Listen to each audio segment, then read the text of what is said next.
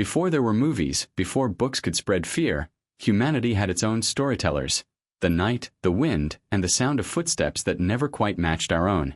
From those echoes came the monsters. And yet, every legend, every shadowed figure that haunted the edge of firelight, began not with imagination, but with truth. Behind the stories of vampires, demons, witches, and beasts, there were people. Real faces, real lives, real suffering. The line between man and monster was drawn not by fangs or claws, but by fear, by how deeply a society needed something to blame for its own darkness. Centuries before cinema gave us Dracula or Frankenstein, villages whispered of nobles who drank blood, soldiers who returned from war changed beyond recognition, healers accused of working with the devil, and strangers whose bodies defied explanation. History remembers them as monsters. But what if they were simply victims of misunderstanding, disease, or politics disguised as faith? In Transylvania, peasants spoke of a prince so ruthless his name became a curse. In France, peasants feared a creature that devoured entire villages, a horror now called the Beast of Gavaudan. In Scotland, whispers told of kelpies, water spirits that lured travelers to their deaths. Each tale began with an incident, an event no one could explain. And in the absence of reason, myth stepped in to fill the silence. But myths do not appear by accident. They are born where reality fails to protect us, where reason cannot comfort us. A disease becomes a curse. A tyrant becomes a demon. A forest animal becomes a shapeshifter. Over centuries, these distortions solidified into the monsters we know today. So when we talk about vampires, we are not talking about the undead. We are talking about memory, the echo of how humans once tried to name evil and survive it. When we mention demons, we speak of control, of institutions trying to contain fear with faith. And when we speak of witches, we speak of power, taken from women who understood nature too well for the comfort of men. These stories did not die, they evolved. They adapted to every new age, every language, every moral code. And in that evolution lies a question we still cannot answer. Were the monsters created by us? Or were they already here, waiting for us to notice them? Because history's strangest truth is this: every monster begins as someone's neighbor. Before he became a monster of fiction, he was a man of flesh and blood, born into a world that worshipped cruelty as survival. His name was Vlad III of Wallachia, though history would later give him another, Dracula. To his people, he was both protector and executioner. To his enemies, he was the shadow that never slept. And to the world, he became something larger than death, a myth that refused to die. Vlad was born in 1431, in the fortress city of Sigosora, during a century ruled by iron and betrayal. Wallachia stood between two empires, the Christian kingdoms of the West and the advancing Ottoman Empire of the East. It was not a land of peace but of thresholds, where loyalty changed faster than seasons. To survive was to be ruthless. His father, Vlad Dracula, earned his name after joining the Order of the Dragon, a knightly brotherhood sworn to defend Christianity against the Ottomans. The dragon symbolized vigilance, sacrifice, and power. But for young Vlad, it became a prophecy. Son of the Dragon, Dracula, a title that carried both honor and curse. At the age of 11, Vlad was taken hostage by the Ottomans, alongside his brother Radu. It was common practice, the empire's way of ensuring obedience from rival rulers. There, he learned the language of war, the methods of discipline, and the price of mercy. Radu adapted, charming the court and befriending princes. Vlad did not. He watched, he memorized, and he waited. When he returned to claim his throne, Wallachia was already drowning in corruption and rebellion. The boy who had learned cruelty from conquerors now turned it upon his own land, not from madness, but from logic. He believed fear was the only weapon that never dulled. So he ruled with horror. His enemies were impaled on stakes. Soldiers, traitors, even nobles who conspired against him. The forests of his realm became forests of bodies. Chroniclers described the stench of death as thick as fog. And yet, behind this brutality was order. Crime vanished. Merchants traveled safely. Peasants slept without fear of thieves. It was said a golden cup could be left in the public square of Targovist, and no one would dare touch it. To the outside world, his rule was monstrous. To those within, it was survival. Letters from Saxon merchants and Ottoman envoys twisted his image into terror, describing him as a blood-drinking tyrant who feasted on the dead. But in truth, much of this was propaganda, inked by enemies who feared the power of his name. Still, myth travels faster than fact. Soon, Europe whispered of a prince who could not die, whose thirst was eternal, and whose cruelty was punishment from heaven itself. Centuries later, that whisper reached the ears of an Irish writer named Bram Stoker. He took the name Dracula from the archives, the tales of impalement from folklore, and the hunger for immortality from human imagination. And with a single book, the man became a monster forever. But what's forgotten is this: the real Vlad never needed fangs. His weapon was fear. His immortality born from memory. Because legends don't survive on blood. They survive on what they make us feel. Every culture invents its monsters, but they all come from the same place: fear. It is the oldest language we know, older than writing, older than prayer. And while the faces of monsters change, their purpose never does: to make the invisible visible, to give fear a name so that it can be survived. In the centuries after Vlad's reign, Europe was consumed by plague, famine, and superstition. Entire villages vanished overnight. Graves were disturbed, corpses found with blood at their mouths, the marks, they believed, of the undead. But medicine had no name yet for decomposition, for gases that bloated the dead, for wounds that reopened after burial. So they called it what they knew: vampire. And just like that, terror found a body.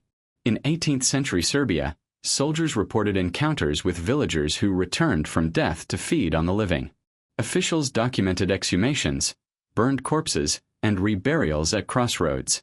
The panic spread faster than any disease. And as it moved west, it gathered layers, from folklore to theology, from whisper to art. By the time the Enlightenment arrived, reason itself had to fight against belief. But even reason could not erase the stories. The vampire became a mirror. In aristocratic Europe, he was not a peasant ghost but a noble predator. Pale, elegant, feeding not just on blood but on youth, innocence, and vitality. He was desire and death made beautiful. And in that transformation, fear revealed its second face: fascination. But not all monsters wore velvet and charm. In rural France, the peasants feared something more primal: the beast of Gavaudan. Between 1764 and 1767, over 100 people were killed by what witnesses called a creature the size of a calf with jaws of iron. Some swore it walked on two legs. Others said it could not die. King Louis XV sent soldiers, hunters, even priests. They killed wolves, bears, anything with teeth, but the deaths continued. The truth was never found. And when a farmer finally brought down a massive wolf, the killing stopped. Yet the legend didn't. Because the beast was never just an animal. It was an era's fear, of wilderness, of rebellion, of everything that refused to be tamed. In the Scottish Highlands, the same fear took another shape: the Kelpie, a water spirit said to lure travelers into rivers and drown them. But under that myth lay warnings about floods, about safe crossings, about trusting beauty that glimmers before danger. The Kelpie wasn't born from evil. It was born from survival. Fear always adapts. It dresses itself in the language of its time. In the Middle Ages, it lived in forests. In the Renaissance, it hid in shadows. In the modern world, it lives in reflection. In the quiet suspicion that monsters may not have vanished, only evolved. Because when you strip away superstition and folklore, the monster is never outside the village. It is inside the mind that craves control, the society that needs an enemy, the heart that fears its own darkness. That is why myths endure, not because they are untrue, but because they describe us better than facts ever could. For centuries, myths explained what knowledge could not. When crops failed, when plagues spread, when bodies behaved in ways no one understood, the answer was always the same: something otherworldly. But behind the veil of superstition, there were clues. And as reason slowly replaced ritual, humanity began to see its monsters for what they truly were: reflections of misunderstanding. The vampire, for example, may have been born not from the dead but from the living. from a disease called porphyria. Its victims were pale, their skin burned in sunlight. Their gums receded to reveal long teeth. Even garlic caused pain, and their blood carried an iron imbalance that could make transfusions seem like relief. In medieval villages, such a person was not a patient. They were proof of the devil's mark. Then there was rabies, spreading through bites, turning men violent, afraid of water, light, and mirrors. Its symptoms read like a horror script long before science understood infection. A single outbreak could convince an entire town that something unnatural was among them. They buried their dead with iron stakes, nailed coffins shut, and watched the graves for movement. They were not cruel. They were terrified. The werewolf, too, had roots in sickness. Some historians link the legend to lycanthropy, a psychological disorder in which sufferers believed they had become beasts. Others blame it on ergot poisoning, a fungus on rye that caused hallucinations, convulsions, and madness. When villagers claimed to see men grow fur and howl at the moon, what they may have witnessed was the human mind unraveling in pain. Even the idea of possession, of demons seizing control, may have grown from epilepsy, schizophrenia, or trauma. Without the language of medicine, the shaking body and the haunted voice could only mean one thing: invasion by the unknown. And so priests became the doctors of fear. Their rituals, though brutal, were humanity's first form of psychiatry. But science didn't only disprove myth, it also explained why we need it. Psychologists now see monsters as projections of collective anxiety. When societies face change, famine, war, moral collapse, their imagination invents something to carry the weight. The witch hunts of Europe, the vampire panics of the Balkans, the beasts of France, all of them were mirrors held up to moments of chaos. They gave fear a shape so that it could be fought. And yet, even in the age of satellites and gene mapping, the old stories survive. Because reason may silence superstition, but it cannot silence emotion.